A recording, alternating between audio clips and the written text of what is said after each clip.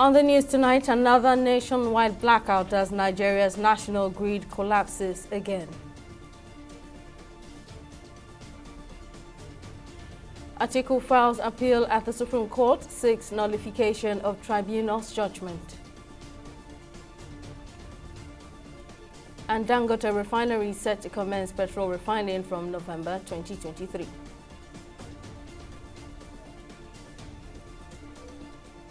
Hello and welcome to News Now on TV 360 Nigeria. I am Simisola Adigun. Nigerians will experience another period of blackout following reports of the collapse of the national grid on Tuesday evening. The nation's electricity supply plummeted to an all-time low, with power output dropping from a peak of 3,594 megawatts at midnight to 42.7 megawatts. As of midday Tuesday, the only operating power plant on the grid was the Delta Power Plant, generating 41.00 megawatts, while AFAM contributed a mere 1.7 megawatts. This occurrence follows closely on the heels of two recent grid collapses in just over a 12-hour period, plunging the nation into complete darkness. The presidential candidate of the People's Democratic Party, PDP, Atiku Abubakar, has filed an appeal at the Supreme Court seeking nullification of the judgment of the Presidential Election Petitions Court, which upheld the declaration of President Bola Tinubu as the winner of the 2023 polls. In the notice of appeal predicted on 35 grounds, Atiku insisted that the tribunal committed a grave error and miscarriage of justice in its findings and conclusion in its petition challenging the Independent National Electoral Commission (INEC's) declaration of Tinubu as president. Atiku insists that the tribunal erred in law when it failed to nullify the presidential election held on February 25, 2023 on the grounds of non-compliance with the electoral law of 2022.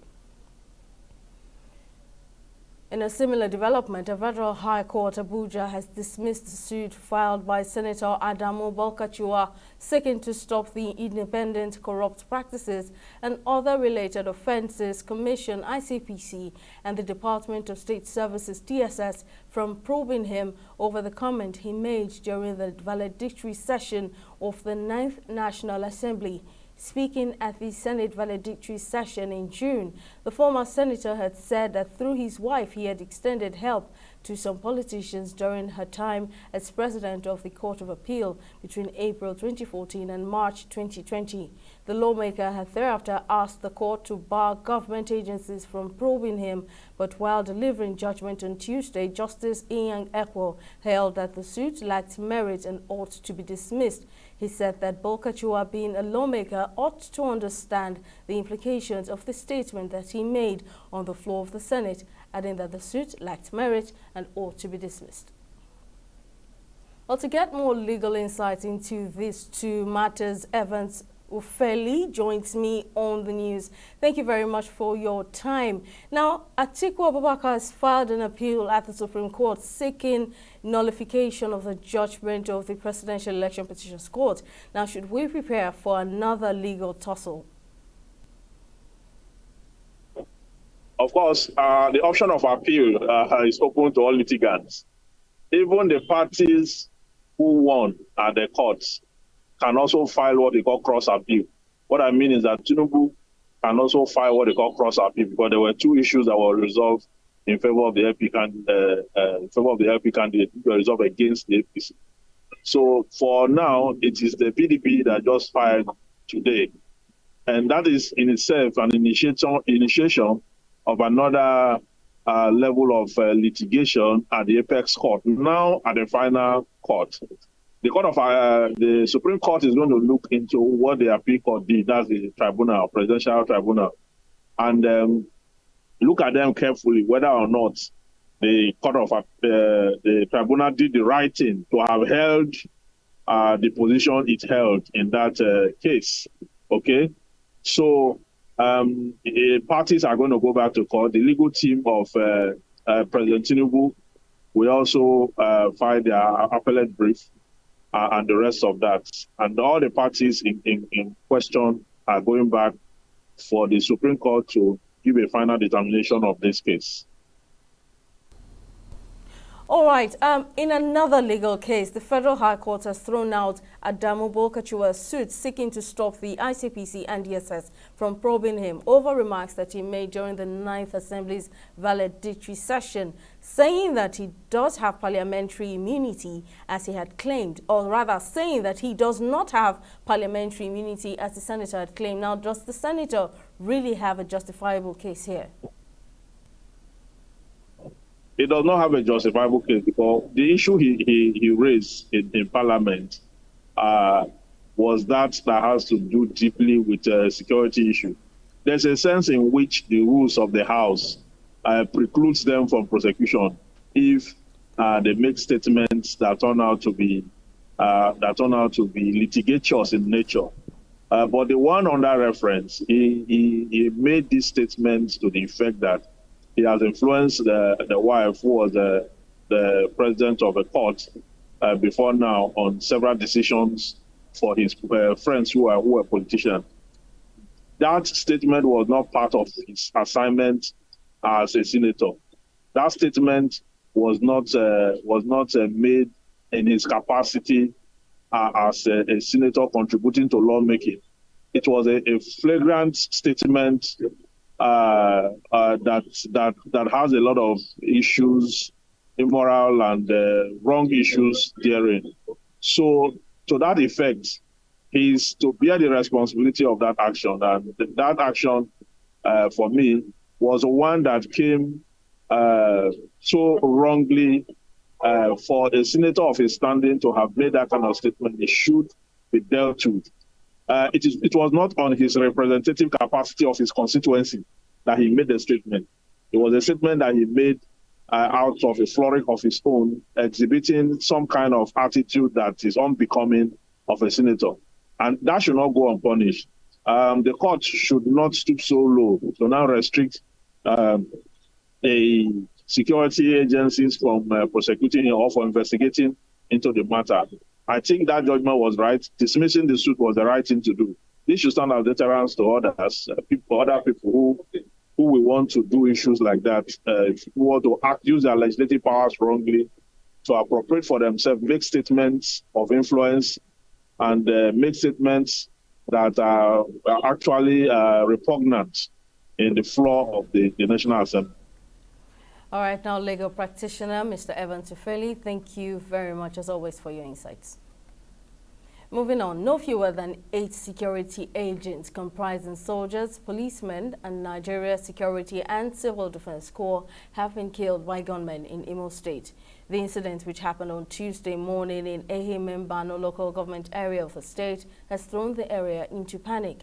The Joint Security Task Force team, who were in 2 security trucks, were ambushed and set ablaze by their attackers.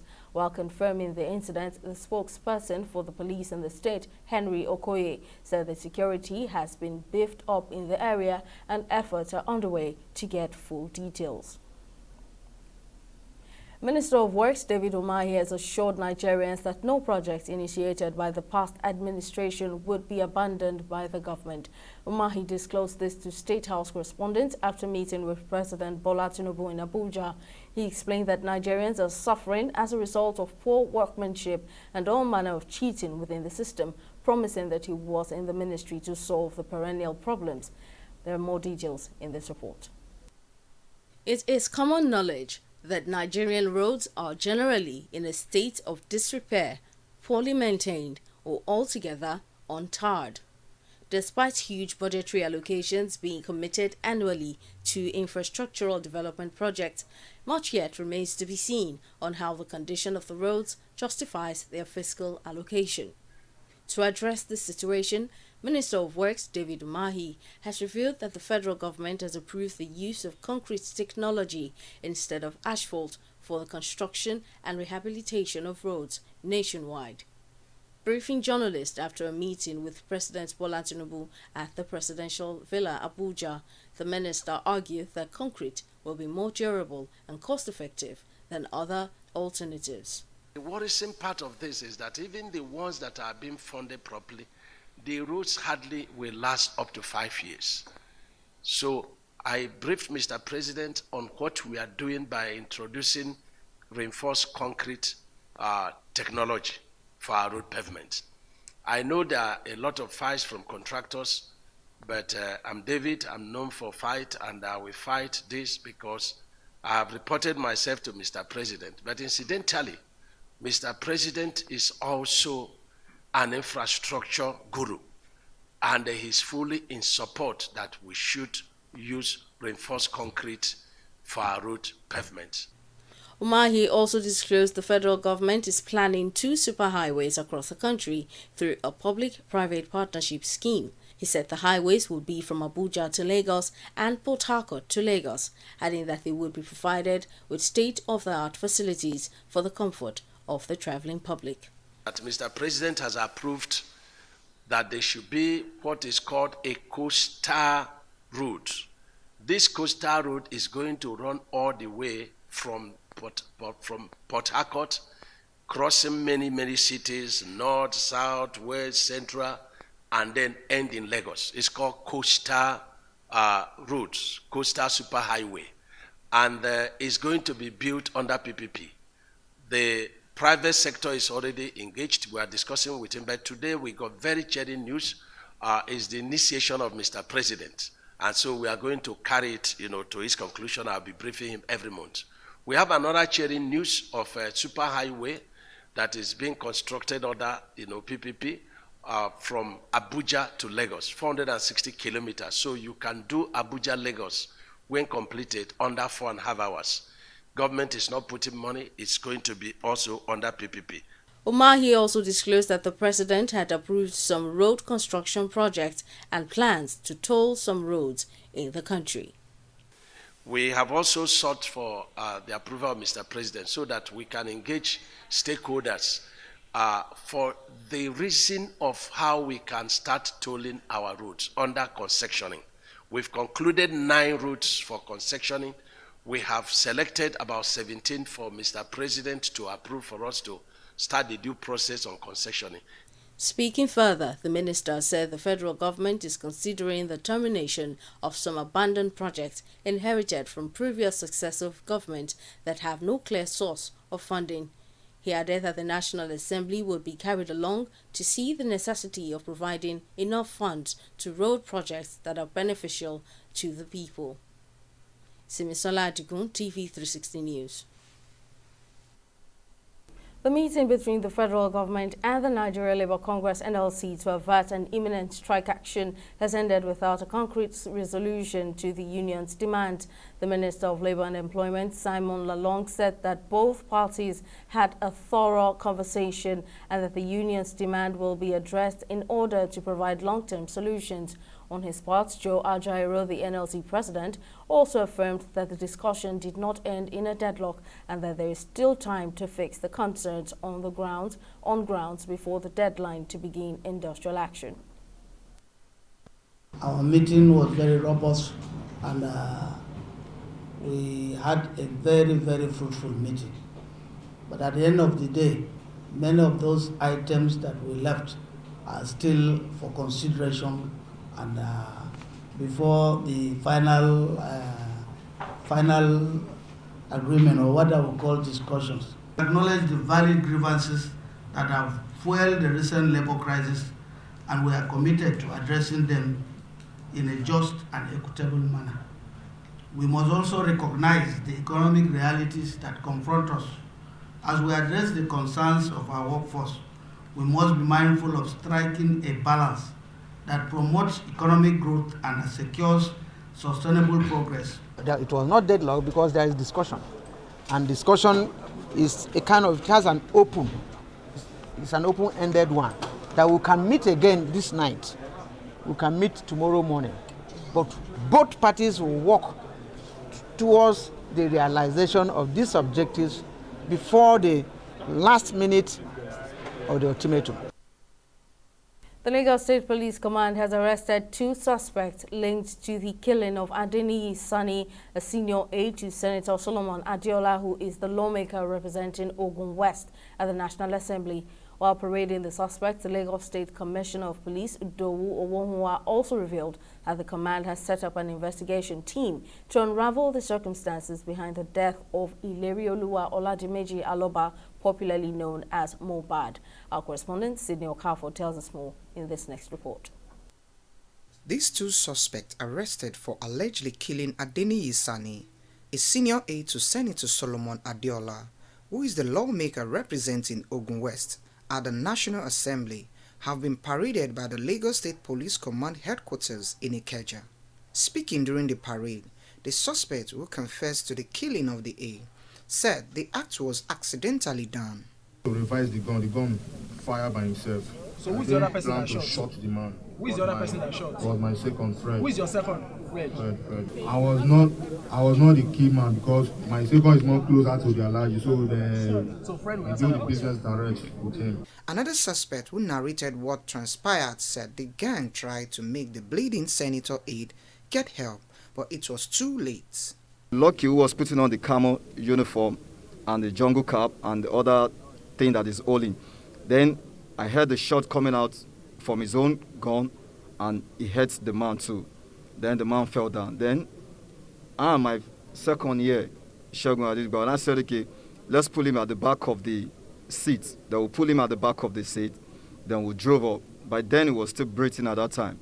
Then we drove up, and before I got to know what happened, the man was still shouting. And why this my second now stab him with a knife? And I said, why will you stab him? Then his name is Shegun Adigba. And I said, why will you do that? You know, the noise was so much inside the vehicle. So at that time it was midnight. Then we now dropped the man at the side of the road. Then we drove up down to Abeokuta. Addressing the media, the State Commissioner of Police revealed that the State Command set up a 13-man special investigation team to probe the death of Nigerian singer Ilerioluwa Aloba, popularly known as Mohbad. We are now undertaking a trial, and criminal investigation and prosecution entails the support of the public in terms of volunteering pieces of evidence, no matter the quality. We will appreciate that if such is now made practically available to the investigation team to aid us in the investigation. We have seen a lot on the social media, videos, allegations. Now we are getting into the practicals. We need anybody, any citizen, any well-meaning citizen that is truly committed to ensuring justice for Mohbad to now come over to the place, the investigation team, volunteer these pieces of vital information in support of a detailed investigation. This, to me, is the only way we can truly give meaning to our determination to ensure justice for him. The Commissioner of Police also assigned the team the task of submitting an interim report within 2 weeks in order to provide a clearer direction to regular update the public on the status of the investigation. Sydney Okafor, TV360, Lagos. We'll take a break now, but still to come, Dangote refinery to start petrol refining in November 2023. There are details of the story and more when news now returns. Stay with us.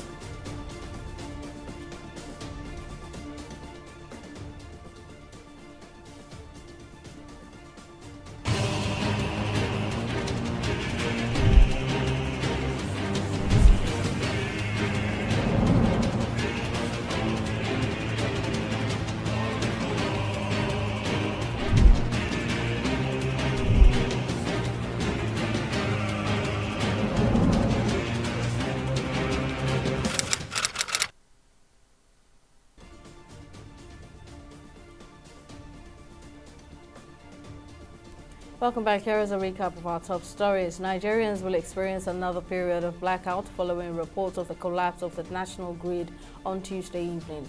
The nation's electricity supply plummeted to an all-time low, with power output dropping from a peak of 3,000 594 megawatts at midnight to 42.7 megawatts. This occurrence follows closely on the heels of two recent grid collapses in just over a 12-hour period, plunging the nation into complete darkness. We also told you that the presidential candidate of the People's Democratic Party, PDP, Atiku Abubakar, has filed an appeal at the Supreme Court seeking nullification of the judgment of the Presidential Election Petitions Court, which upheld the declaration of President Bola Tinubu as the winner of the 2023 polls. In the notice of appeal predicted on 35 grounds, Atiku insisted that the tribunal had committed a grave error and miscarriage of justice in its findings and conclusion in its petition challenging the INEC's declaration of President Tinubu as president. Well, in case you missed any of our news bulletins or for more updates, you can catch us on Limex World TV or log on to our website on www.tv360nigeria.com. You can also follow us on our social media platforms on Twitter, Instagram, and YouTube at TV360 Nigeria, or download our mobile app on Google Play Store and Huawei App Gallery. On Facebook, we're at TV360 Online.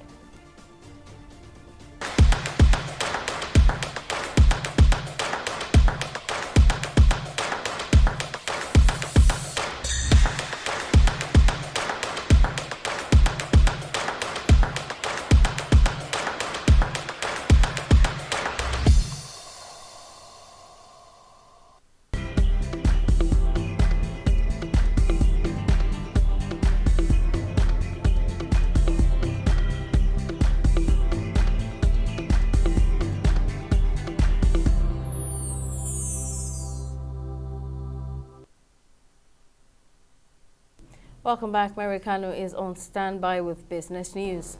Over to you, Mary. Well, many thanks, Simisala.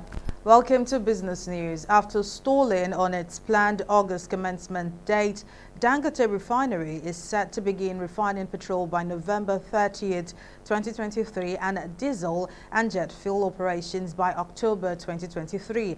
According to the Executive Director of Strategy, Capital Projects and Portfolio Development, Dangote Industries Limited, Devakuma Edwin, the refinery would receive its first crude cargo in 2 weeks' time and will begin producing up to 370,000 barrels per day of diesel and jet fuel in October 2023. Edwin pointed out that the refinery would initiate a gradual increase in petrol production, aiming to reach an impressive 650,000 barrels per day by November 30th. And the Micro, Small and Medium Enterprises MSME Africa has organized its first Business Series edition with a goal to enable small enterprises expand and scale up. At the event held in Lagos, founder and chief executive officer of First Founders, David Lawrence, said having unique ideas and a value creation strategy can help firms survive in the face of competitors. On his part, the founder, MSME Africa, Shaye Olurotimi, promised to keep giving back to society via entrepreneurship development programs and leveraging technology to promote the growth of MSMEs.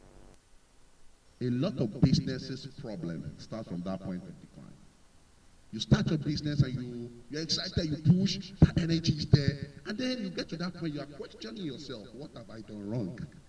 What is going on? What's going on? This business was doing good initially, and what is going on at this point that this business is no longer doing good? Is it that we need to invest more? Now, at that point, a lot of entrepreneurs begin to make the mistake of pouring more money into marketing, and they continue to experience that decline. Because you are trying to saturate a space that you have dominated with the same product. Oftentimes, what should you do? Two things. You create a new product or you pivot. Now, you maintain the category, but you have to learn to pivot. Because in pivoting, you find new market opportunity. You find new audience. You find new people. You understand what I'm saying? So, then we delved into skincare, and then beside the skincare, it was, you know that change in between. We were still maintaining the makeup side of the business, but we know we had to spend low at that point because that's already declined. Let's take a short break, but up next is Stock Market Reports. Stay with us.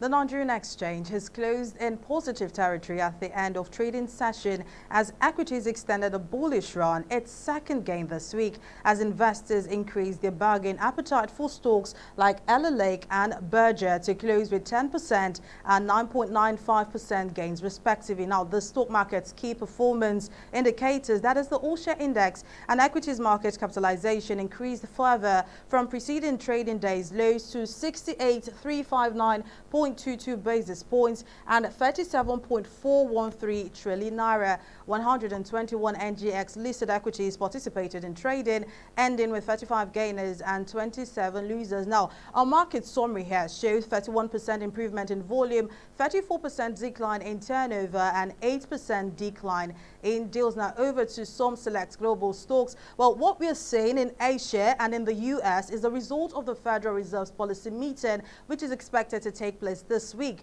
The market performance is hinged on the outcome of that meeting, and investors are biding their time and hoping for bargain hunting. Well, there you have it. That's the stock market report. Simisalai standing by. Over to you now. Thank you very much, Mary, for that update. And in Ethiopia, war crimes and crimes against humanity are still being committed in the country nearly a year after government and regional forces from Tigray agreed to end fighting, the United Nations experts have said in a report published on Monday. In its report, the Commission said human rights violations in Tigray were grave and ongoing, and they had been attacks by the Eritrean defense forces against civilians. Thousands have died in the two-year conflict, which formally came to an end in November last year. Both sides have accused each other of atrocities, including massacres, rape, and arbitrary detentions, but each has denied responsibility for systemic abuses. Finally, in sports, the Athletics Integrity Unit says it has begun the process of challenging the decision to clear Nigeria's Tobi Amusan of doping violations after the body had charged her with 3 whereabouts failures in July before she was cleared by the panel in August. Amusan, who just won her 3rd consecutive women's 100 meters hurdles Diamond League title in Eugene, Oregon on Sunday, will now have to go through a fresh legal battle at the Court of Arbitration for Sport. Her victory comes after a disappointing outing at the World Athletics Championships in Budapest, Hungary, where she placed 6th in the wake of her temporary suspension by the ARU for missing 3 whereabouts tests. That's our evening bulletin on News Now. Thank you for watching. I'm Simisola Adigo.